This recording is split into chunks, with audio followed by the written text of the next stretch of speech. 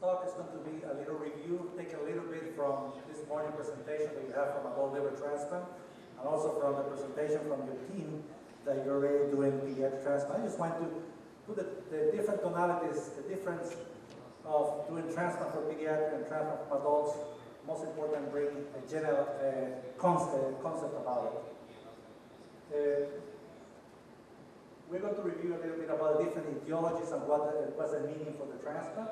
And we're going to go through this. These are, we mentioned earlier, all the important times, all the important events that make possible for us to do what we do now in the United States and hopefully in the rest of the world. This graphic, I always like to remind myself that sharing information is a good thing for patients.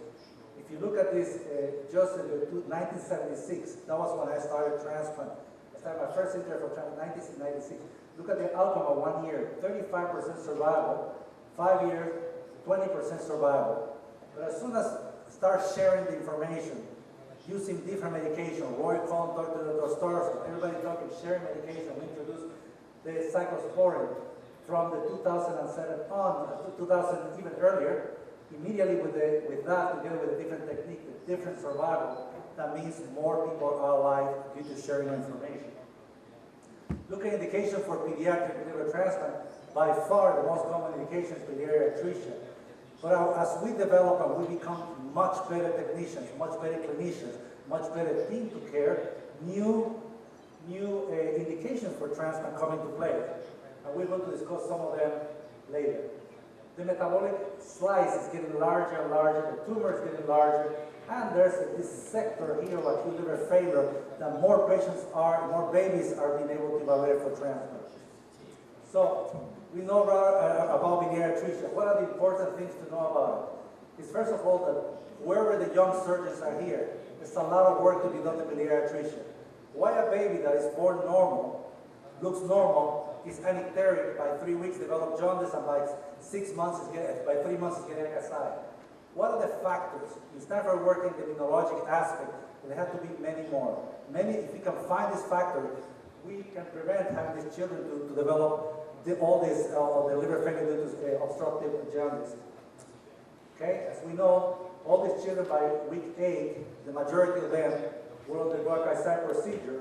And the Kasai procedure is a 30-30-30. Biliary atresia 30-30-30. 30% do very well at Kasai, anicteric, and they go to adolescent, and eventually they will develop some other problems. But 30% do very well immediately. 30% go by 9 weeks, 9 months, they will require liver transplant, and the rest in intermediate. It's a disease that hopefully someday we can cure instead of palliating and doing liver transplant. And if you look at the bile at the pathology, you will find out that you see a lot of arteries and veins and a lot of ducts, but no main ducts. And as time goes by, these areas that are around the bile become scarred down due to the cholestasis and eventually develop cirrhosis. This is how the child looks. And as you know, this child already went through a Kasai. And with the cholestatic liver disease, you develop now portal hypertension. You see the belly is very distended. You see all the venous collaterals. You see the muscle wasting. And most important, the temporal waste in the face. And this is a child that got to a point that with all your intervention, nutrition, intralipids, and all this management, still going to failure. This is a child at this time is waiting for inflammation. Is waiting for transplantation. I was talking with the team upstairs. I said, what's the indication for liver transplant? Is failure to manage biliary atresia. Okay, as we all know, the portal enterostomy, you get the portal plate, you take a slice of it, and you see what are the type of bile ducts that you find. You find more than 100 microns, you put a loop of bile, you will drain. In the time since Dr. Starso started doing liver transplant, he advocated that if you don't find bile ducts at more than 100 microns, do not do a Kasai. It's just more scarring the portal plate, and it makes the surgery more difficult. Okay, going forward, the next disease that we find cholestatic is allergial disease. And we find it's an autosomic dominant, and it has a special mutation, a JAK2 and a NOTCH2 gene. And why is that important? Because a liver disease is just one of the areas in which the child is affected. You have bile duct paucity, you have cholestatic liver disease, you have peripheral pulmonic stenosis, and you can have moyamoya disease. So this is not a child that you say, oh, you have liver failure, let's go take you to surgery. It's a child you have to look first. How is the pulmonic stenosis? Do you have murmur? Echocardiogram? Does he have pulmonary hypertension? All these aspects have to be done before transplant. Moya moya is a very important one. Moya moya is arteritis of the main truncus of arteries going to the brain. Why is that important? They occlude the coronaries, the carotids in the mid bone of the brain, and they will have strokes. So if you have a nice outcome, you can have a perfect transplant, and you have a baby that is stroke. That's not a good outcome. So what we need to do is to be sure that they don't have it. If they have it, have a plan of attack. The treatment of choice of this, there are not too many treatments. Treatment that we do is to do external carotid to middle cerebral artery bypass to prevent this, to treat this disease. And renal, they have nephronophthisis. This is a ciliopathy. So in these patients, the kidneys become dumb. They drop a lot of bicarbonate, electrolyte dysfunction, and you have to consider in the future you have to manage better your fluid electrolytes in these patients. They have poor growth, small stature. They have the most intense bile duct, the bile acid deposition, and the skin and xanthoma. These are all the aspects you have to do, and most important, fat soluble vitamin deficiency. These children, if you remember, vitamin A is important for the vision. You better treat this early to prevent visual defects in these patients and vulnerable levels. This is the feature of the Alagille syndrome. You see in the hands, there's these little white things that are already collections of cholesterol and usually have it underneath the eyelids. They also have a eye discordance and a flat in the ocular area. If you look at the pathology for all the students, you will find out, first of all, you have paucity. What is a paucity? There is not enough bile ducts, and the ones that are there are expanded. As the cholestasis, after the bile duct deposit in the tissue, you start forming fibrosis. Eventually, fibrosis, what happens is that you start to occlude the arteries, the arterioles, and the bile duct disappear, and you form cirrhosis. Okay? This is a new field in which we are really interested. Why children before 8 weeks of age, 3 months of age, are developing the full hepatic failure? And this is an area that needs a lot more work, mostly because these patients do not progress at the same rate of adults. They go from being with a flu symptom today, but tomorrow they have renal failure, they have encephalopathy, and essentially need to have an early detection, you can prevent this patient from having catastrophic neurological symptoms. So, in the United States, there are 2,000 cases per age. And the most important is that all these are going to be seen first by the pediatrician in the wards. And any type of surveillance, if you have any symptoms like this, you have to get first a liver test, have to see what the condition of the liver is when you suspect it. Without treatment, without liver transplant, 80–90% mortality, and some centers survival rates of 50 or 70% because the diagnosis is late, and most important, the brain gets damaged. In our center, we have found out that most important of the etiologies you see here, tremendous necrosis. All these mononuclear cells are lymphocytes destroying, reacting to the viral infection immunologic response, and destroy the liver parenchyma. The only liver parenchyma that you find alive is this one and this one here. So for our pathologists, we are surgeons, we have to be pathologists. We know that if you get this biopsy, then you say, what percentage of the cells are damaged? If you look at this, just in the gross opinion, it's about 60–70% the liver is gone, all right? So if you have more than 50% of your liver destroyed and you have no evidence of any regeneration, any cell division, any mitosis, this liver, in the time that it takes to recover, this child is not going to survive. This is early detection and early listing for transplant. In our center, one of the biggest offenders for acute liver failure is the herpes virus family. And for this, we have early detection for this and treated by immunoglobulin. We have a protocol based on immunoglobulin, early antivirals, and rescue with assist device. Hopefully, we can get this patient to transplant. Today, doing rounds with you, we found that you have a significant number of hepatoblastoma. This is becoming more and more an indication for liver transplant for children. And if you look at this pretext evaluation, pretext 4 are pretty much all these patients. Pretext 4, according to international nomenclature, is all segments of the liver are involved by tumor, and there's not free segment of the liver free of tumor between segments. So these patients are considered for transplant. Other aspects that we take into account is the multifocality of the tumor, the response to the chemotherapy. If you have a tumor in which you're not able to make a difference of chemotherapy, and you have tumor in the vessels, you have to assume that prognosis probably is not going to be very good. If you have an alpha-fetal protein that continues to go above about 5,000 in our center, we consider this a high-risk tumor, a high-risk child. No active extrahepatic disease. If you see in our environment, our data shows that if you have pulmonary metastasis, the survival of 5 years is 40%. So in our center, we first of all chemotherapy, then go after the resections, then we treat stable lung disease, then we go for transplant. Gross vascular invasion, in our center, we consider that a contraindication until we can clear. And adequate cardiac status. As you know, all the Sarapel chemotherapy for hepatoblastoma, the aggressive therapy is based on cisplatin and adriamycin. The side effect, the total dose that the children can receive is 250 milligrams per meter squared. If you go beyond that, you have a very good chance of cardiomyopathy, so therefore these are things that we have to be aware of. If you select your patients well and you can be able to have a good team taking care of them, we published our data in 2007. We showed that for hepatocellular carcinoma, regardless of the size, we have 11% recurrence in hepatoblastoma. If they qualify for transplant, have a 20% recurrence, but all of these patients can be rescued after transplant, most of them. This is the area in which we're adding more indication for transplant. You see here the urea cycle deficiency. We thought that just probably one of them, two of them are candidate. The methylmalonic, I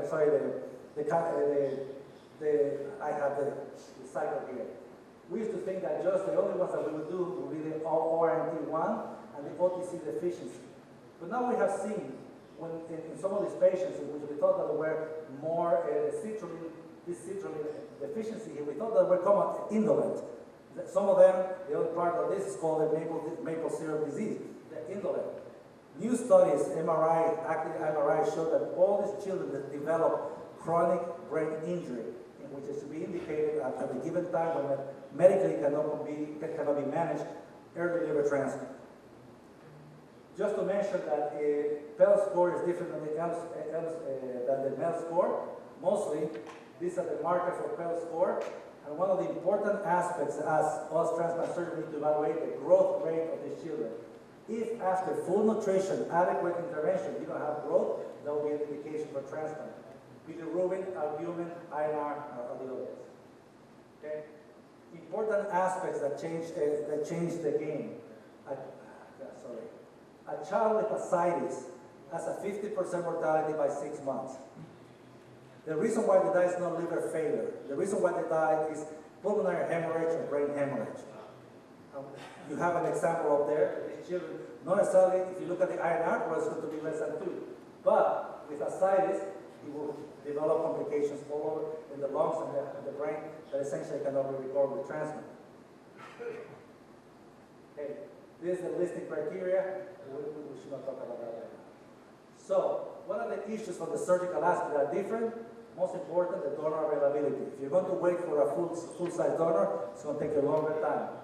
You need to be able to be capable and willing to do splitting livers from adult liver between two recipients, to be able to do before age 3 ABN compatible donors and have a whole protocol to treat that children. And the vascular challenge I showed this morning, portal vein and hepatic artery challenges, and the IVC. And when you have cycles inversus, be sure that you understand the anatomy for the transplant. Okay, I'm not going to mention anything about surgery. We're going to mention the difference in care for the post-op. In children, we use much less immunosuppression. In our center, we use antibody induction, 1 milligram per kilo just for 3 days, and single agent program. If they don't have any infection after the first week, we will start then cells. We avoid completely steroids and we avoid using IL-2 blockers. If patient has small vessel less than 3 millimeters, we use heparin for them, or the larger dextran, aspirin, and Persantin for the first 3 months. All our children enter the antiviral, anti-infectious prophylaxis for PCP, CMV, EBV, and infection from fungus in the mouth.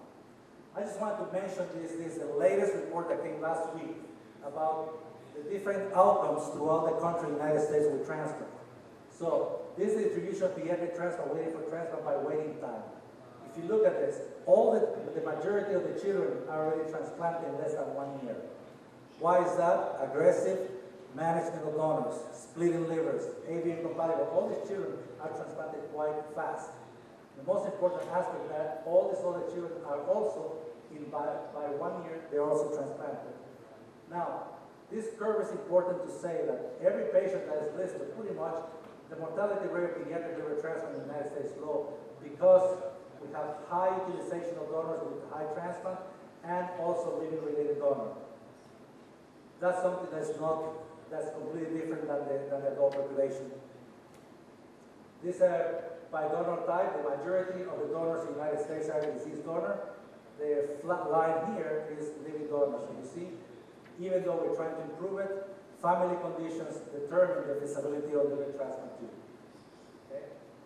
Now, this is graph survival according to diagnosis and age and patient survival. And you see the patients that are less than 1 have a lower survival, but the middle of the age, above 2 years, have quite significant good survival, especially by 5 years, 80% of them are alive. Now, if you look at the different diagnoses, this diagnosis, you will see that the malignancies take a hit. And that's the patients in which they have advanced disease, in which even with the rescue chemotherapy, they still have unfavorable outcome. The complications from pediatric disease are completely different than adults. The most important is the incidence of portal vein stenosis or thrombosis, hepatic artery. If you look at the latest data for the national United States hepatic artery thrombosis, for living donor hepatic artery thrombosis, expected thrombosis rate is between 3 and 5%. Donor, deceased donor is 1.2%. Pediatric stricture is still in the 20-30%, and that we consider as an Achilles tendon of liver transplantation still present with us. Adult transplantation is a different game. These are a lot of the diseases that we think, well, a lot of them are self-inflicted and we have to deal with them. Some of them are just vertical transmission, like in the with the hepatitis B and C in South Asia.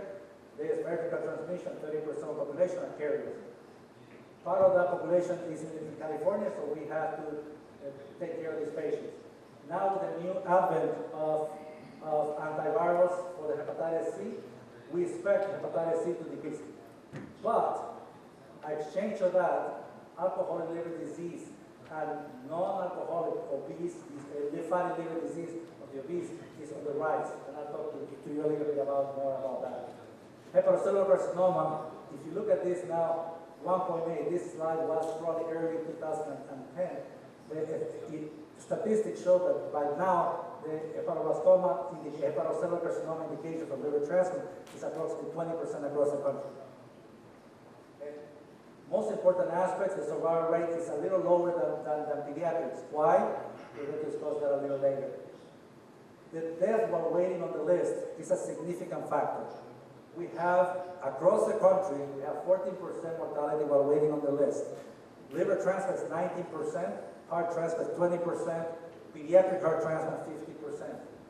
We all need to do a better job educating our cultures and our civilization, our community, everybody about donation. Okay. So, in gross aspects for indication for adult liver transplant is advanced chronic liver disease, acute liver failure, unresected liver malignancies, uncirrhotic that stay on the Milan criteria, stage 2, inherited metabolic liver disease, no other alternative therapy like amyloidosis, and no absolute contraindication that we'll discuss later. Beyond that, now we need the willingness to comply with the follow-up. That's why the patients are with alcoholic. If they're not willing to clean themselves up and be compliant and go to support system and go to therapy, we don't consider candidates. Because to go back to drink and be non-compliant, lose the graft that too many people die. And the ability to provide the cost. unfortunately, even with all the insurance, all the medical care, all the federal laws, there's still a copayment for medications, as you do here. Now, patients have to be aware and find solutions for that. Contraindications, active substance abuse, cardiopulmonary disease. The more that we learn about the natural history of liver disease, part of the cardiopulmonary complications are pulmonary hypertension.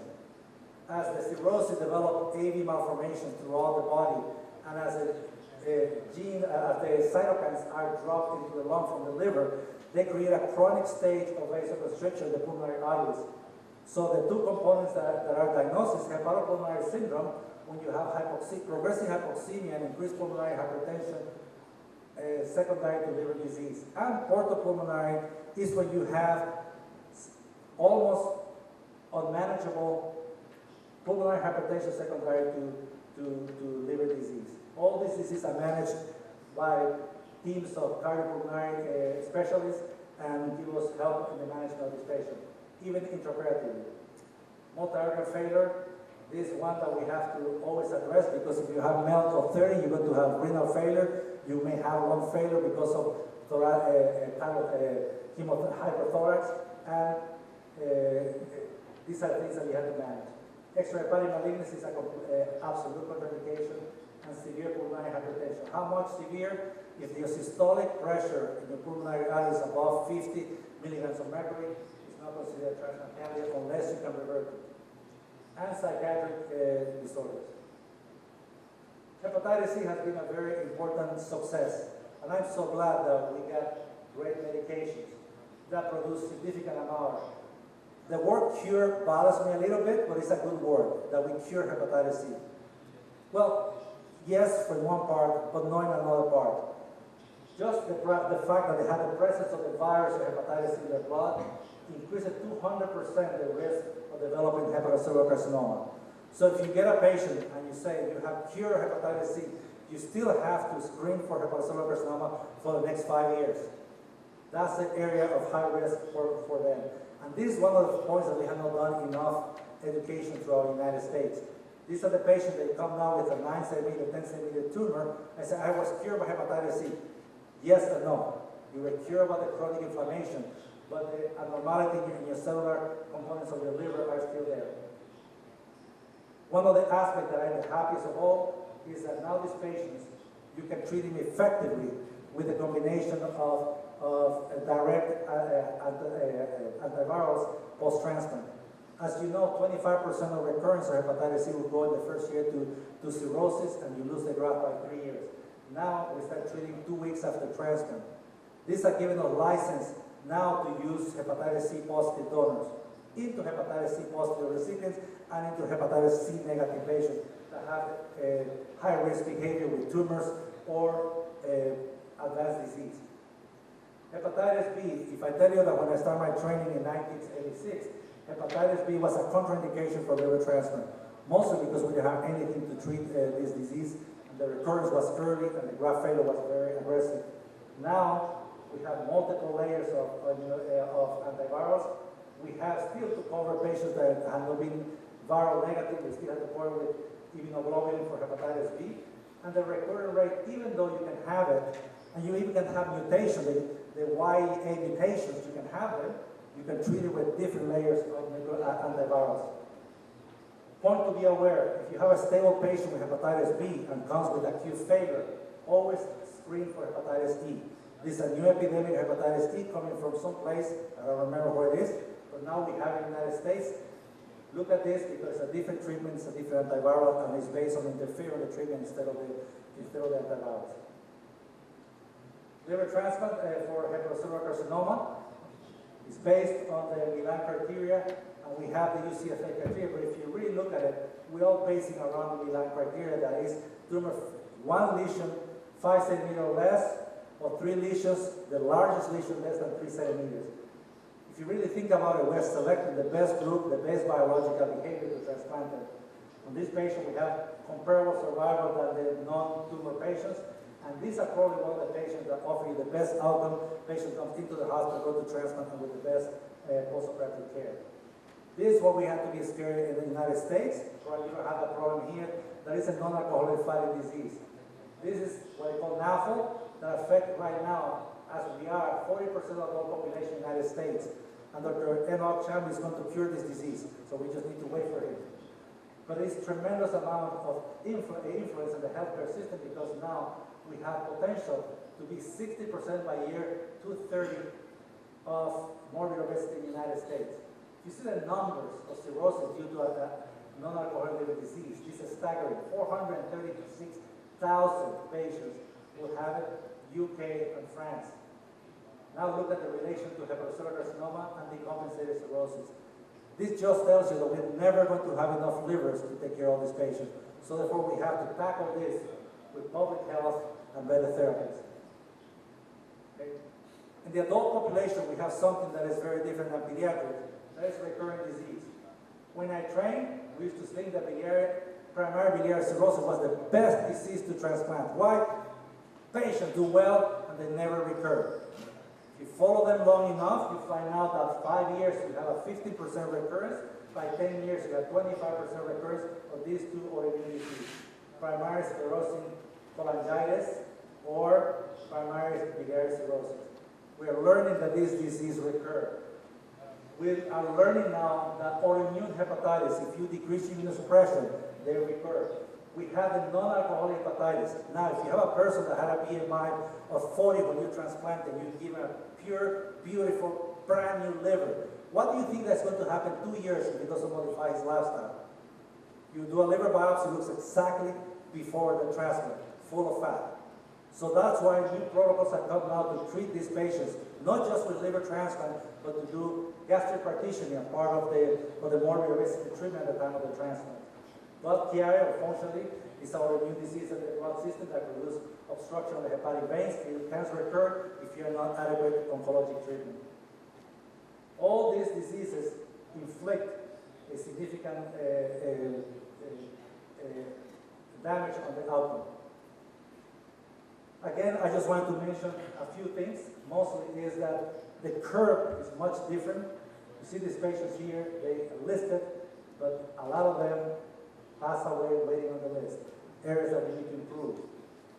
I want to see the ages. You see the age above 65 is getting larger, but also it's starting to decrease the survival as time goes by.